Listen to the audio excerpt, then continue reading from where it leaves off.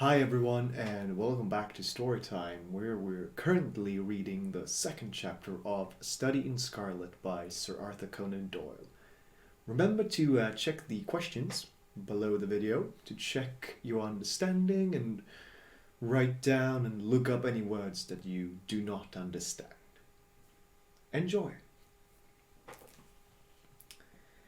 It was upon the 4th of March, as I have good reason to remember, that I rose somewhat earlier than usual and found that Sherlock Holmes had not yet finished his breakfast. The landlady had become so accustomed to my late habits that my place had not been laid nor my coffee prepared. With the unreasonable petulance of mankind, I rang the bell and gave a curt intimation that I was ready.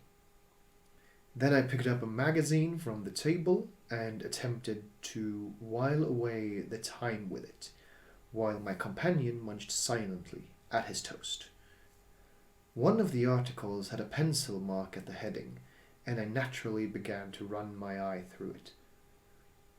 Its somewhat ambitious title was The Book of Life, and it attempted to show how much an observant man might learn by an accurate and systematic examination of all that came in his way. It struck me as being a remarkable mixture of shrewdness and of absurdity. The reasoning was close and intense, but the deductions appeared to me to be far-fetched and exaggerated. The writer claimed by a momentary expression, a twitch of a muscle or a glance of an eye, to fathom a man's inmost thoughts. Deceit, according to him, was an impossibility in the case of one trained to observation and analysis. His conclusions were as infallible as so many propositions of Euclid. So startling would his results appear to the uninitiated that until they learned the processes by which he had arrived at them, they might well consider him a necromancer. From a drop of water, said the writer, a logician could infer the possibility of an Atlantic or a Niagara without having seen or heard of one or the other. So all life is a great chain, the nature of which is known whenever we are shown a single link of it. Like all other arts, the science of deduction and analysis is one which can only be acquired by long and patient study, nor is life long enough to allow any mortal to attain the highest possible perfection in it. Before turning to those moral and mental aspects of the matter which present the greatest difficulties, let the inquirer begin by mastering more elementary problems. Let him, on meeting a fellow mortal, learn at a glance to distinguish the history of the man, and the trade or profession to which he belongs. Puerile as such an exercise may seem, it sharpens the faculties of observation and teaches one where to look and what to look for. By a man's fingernails, by his coat sleeve, by his boot, by his trouser knees, by the callosities of his forefinger and thumb, by his expression, by his shirt cuffs, by each of these things a man's calling is plainly revealed. That all united should fail to enlighten the competent inquirer in any case is almost inconceivable. What ineffable twaddle! I cried, slapping the magazine down on the table. I never read such rubbish in my life. What is it? Asked Sherlock Holmes. Why, this article, I said, pointing at it with my egg spoon as I sat down to my breakfast. I see that you have read it since you have marked it. I don't deny that it is smartly written. It irritates me, though. It is evidently the theory of some armchair lounger who evolves all these neat little paradoxes in the seclusion of his own study. It is not practical. I should like to see him clap down in a third-class carriage on the Underground, and ask to give the traders of all his fellow travellers. I would lay 1,000 to 1 against him. You would lose your money, Sherlock Holmes remarked calmly. As for the article, I wrote it myself. You? Yes, I have a turn both for observation and for deduction. The theories which I have expressed there, and which appear to you to be so chimerical, are really extremely practical. So practical that I depend upon them for my bread and cheese. And how? I asked involuntarily. Well, I have a trade of my own. I suppose I'm the only one in the world. I'm a consulting detective, if you can understand what that is. Here in London we have lots of government detectives and lots of private ones. When these fellows are at a fault, they come to me, and I manage to put them on the right scent.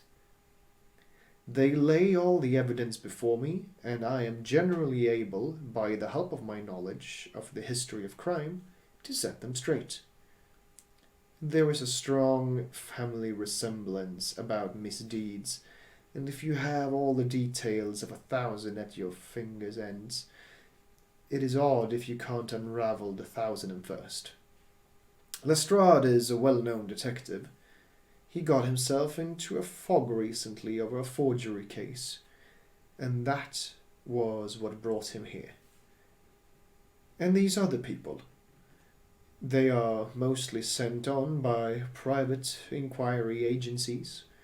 They are all people who are in trouble about something and want a little enlightening. I listen to the story, they listen to my comments, and then I pocket my fee.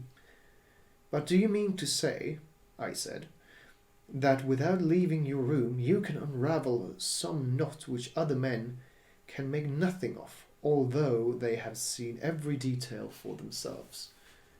Quite so. I have a kind of intuition that way.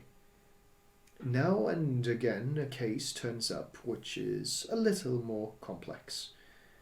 Then I have to bustle about and see things with my own eyes. You see, I have a lot of special knowledge which I apply to the problem, and which facilitates matters wonderfully. Those rules of deductions laid down in that article which aroused your scorn are invaluable to me in practical work.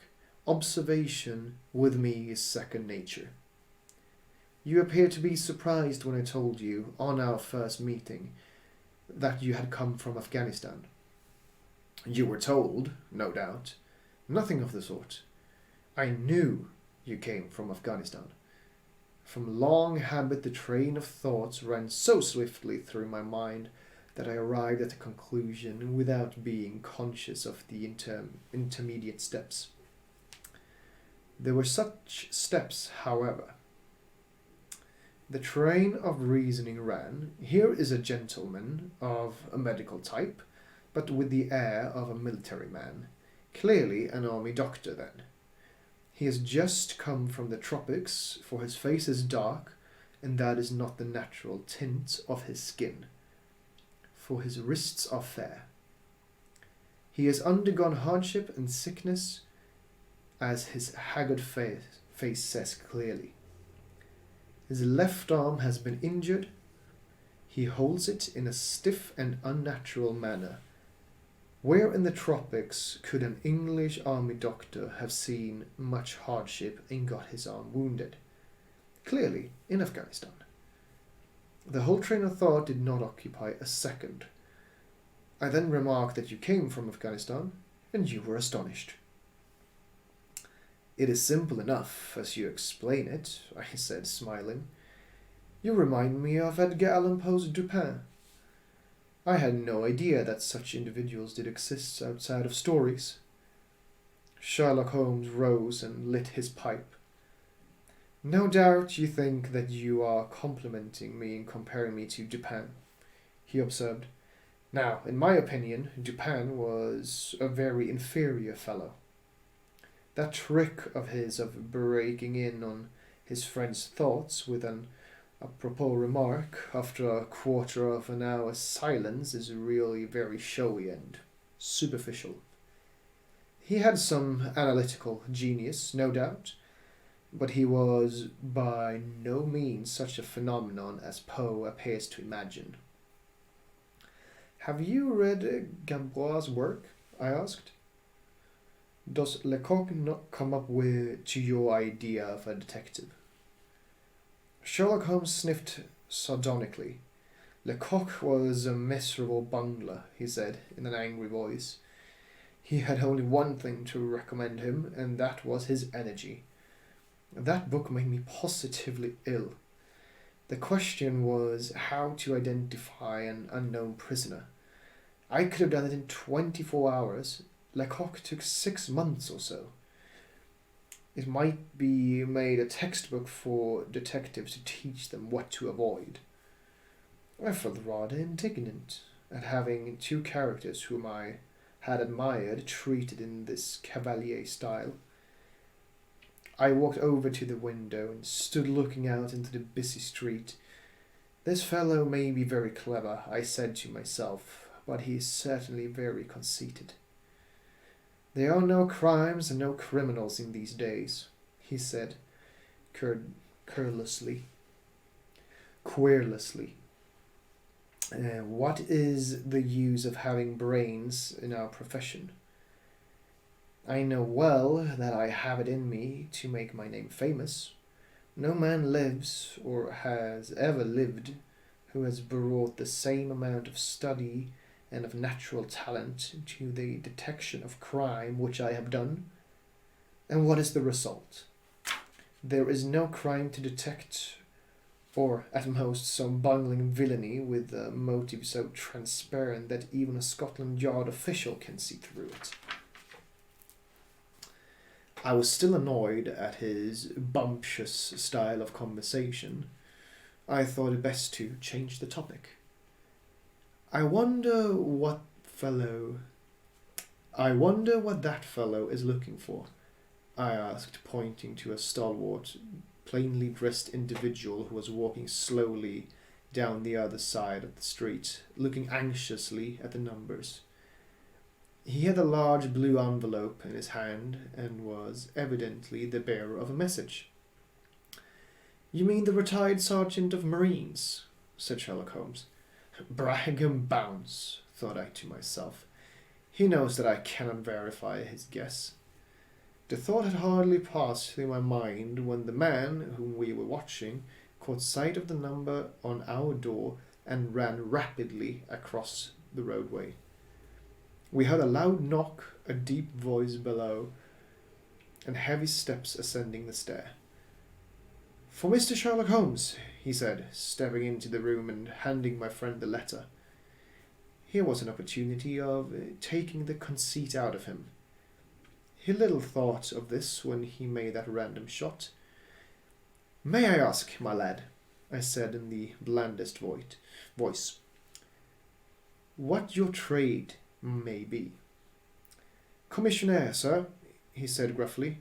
"Uniform away for repairs." "And you were?" I asked, with a slightly malicious glance at my companion. "A sergeant, sir. Royal Marine Light Infantry, sir." "No answer? Right, sir." He clicked his heels together, raised his hand in a salute, and was gone. So, that was it for the second chapter. Remember to check out the questions right below, and I'll see you all soon. Bye.